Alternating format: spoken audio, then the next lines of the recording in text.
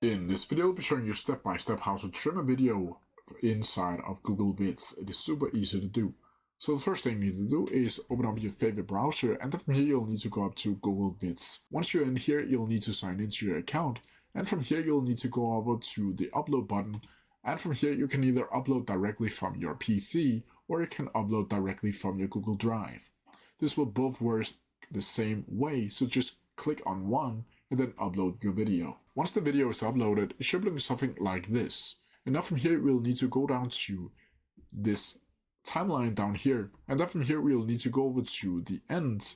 And to trim it, you'll simply need to go over to the end. And then you can see this little icon turning blue. Then from here, you'll just need to hold it down, your mouse key, and just drag it like so. You can also do this with the front end. Just go over here, right click or left click on it, and just drag and drop it to where you want it to be, where you want the video clip to start. But that's how you do it. If you have any questions about it, please send down in the comments section below, and I'll try my best to answer them as quickly as possible. See ya!